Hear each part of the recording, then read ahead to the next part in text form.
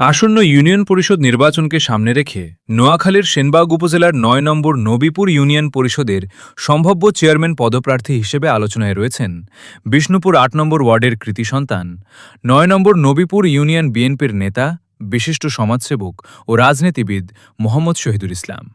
গত কয়েকদিন ধরে টানা বৃষ্টিপাতে সৃষ্ট জলাবদ্ধতা ও জনদুর্ভোগের খবর পেয়ে তিনি ক্ষতিগ্রস্ত এলাকা পরিদর্শন করেছেন। গত ১৫ জুলাই মঙ্গলবার তিনি ৯ নম্বর নবীপুর ইউনিয়নের ৮ নম্বর ওয়ার্ডের বিষ্ণুপুর গ্রাম এবং ৯ নম্বর ওয়ার্ডের গোবিন্দপুর গ্রামের বিভিন্ন জলাবদ্ধ এলাকা ঘুরে দেখেন। এ সময় তিনি স্থানীয় বাসিন্দাদের সঙ্গে কথা বলেন এবং তাদের সার্বিক খোঁজ খবর নেন। স্থানীয়দের অভিযোগ, সামান্য বৃষ্টিপাত হলেই দুই গ্রামের বিভিন্ন সড়ক পানিতে তলিয়ে যায় এবং বসতবাড়িতে জলাবদ্ধতার সৃষ্টি হয়। ফলে সাধারণ মানুষের স্বাভাবিক জীবনযাত্রা ব্যাহত হয়। বিশেষ করে কোমলমতি শিক্ষার্থী, রোগী, কৃষক, যানবাহনের চালক ও যাত্রীসহ সর্বস্তরের মানুষকে চরম দুর্ভোগ পোহাতে হয়।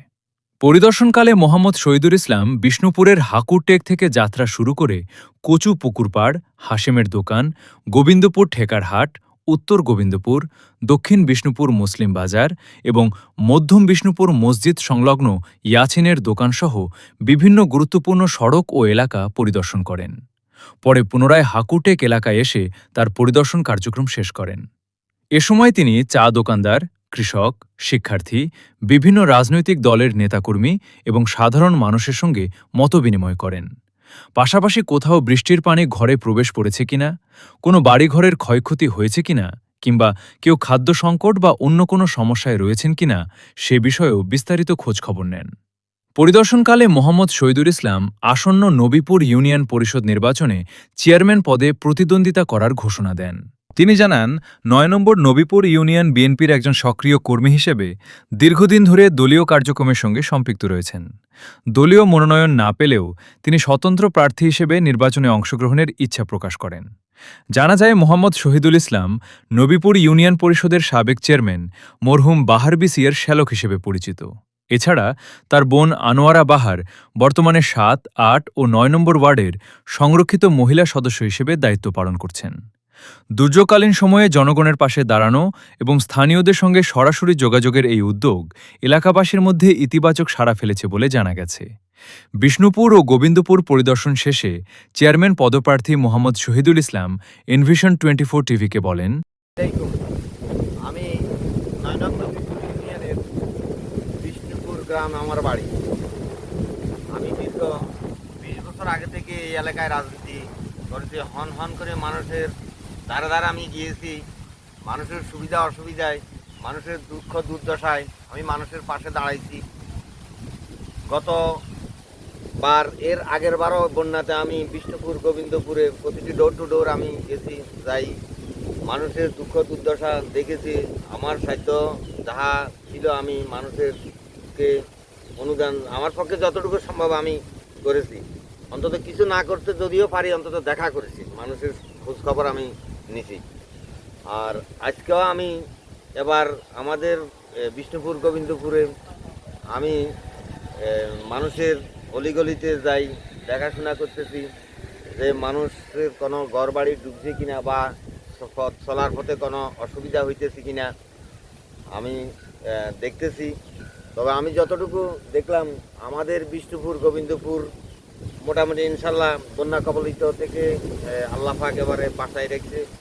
ইনশাল্লাহ মানুষ সবাই বলছে যে না, আমাদের কোনো অসুবিধা হয় নাই।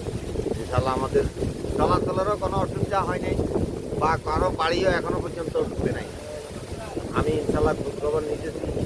আর আমি ইনশাল্লাহ এবারে ৯ নম্বর ইউনিয়ন থেকে বিষ্ণুপুর গ্রাম ৮ নম্বর ওয়ার্ড থেকে চেয়ারম্যান পদপ্রার্থী।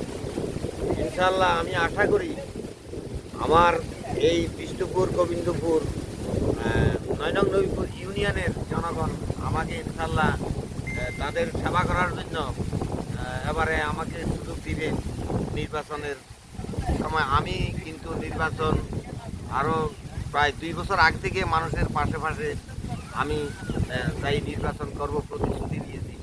অনেকে আমাকে বলে যে শহীদ ভাই, আপনি কোনো নির্বাচন হয়তো আপনি নির্বাচন থেকে আপনি দূরে সরে যাবেন। তো আমি বলছি যে যদি আমি মারা যাই তাহলে হয়তো নির্বাচন করব না, আর যদি আমি বেঁচে থাকি ইনশাল্লাহ আমি নির্বাচন করব। আপনাদের যে প্রত্যাশা, আমিও যে আশা করেছি, এটা ইনশাল্লাহ আল্লাহ পাক যেন কবুল করে। আপনাদেরও আশা আমাকে নিয়ে, আপনাদের ভাবনা ছিল যে আমাকে প্রতিনিধি করার, বা আপনারা আমার থেকে হয়তো মনে করেন এই আপনাদের সুখে দুঃখে আমি আপনাদের পাশে দাঁড়াবো, এটা আপনাদের বিশ্বাস আছে। তাই অনেকে আমাকে কিন্তু এখন থেকে বলতেছে, আপনি যদি নির্বাচন না করেন তাহলে আমাদেরকে মনে করেন এই এখনই মানা করে দেন, আপনি আর নির্বাচন থেকে আপনি সরে দাঁড়াইবেন না। আমিও প্রতিশ্রুতি দিচ্ছি ইনশাল্লাহ, আমি যদি মারা যাই তাহলে আমি নির্বাচন করব না, আর যদি আমি বেঁচে থাকি ইনশাল্লাহ নির্বাচন করব। আমাদের ইনশাল্লাহ বিষ্ণুপুর গোবিন্দপুরে একটা ফ্যামিলিও কোনো বন্যা কবলিতর ভিতরে পড়ে নাই, সবাই ইনশাল্লাহ ভালো আছে, কারো কোনো অসুবিধা হয় নাই। গবাদি পশু থেকে শুরু করে মানুষ, কারো কোনো অসুবিধা হয় নাই। আজকের মতো এখানে শেষ করলাম। খুদা হাফেজ, বাংলাদেশ জিন্দাবাদ।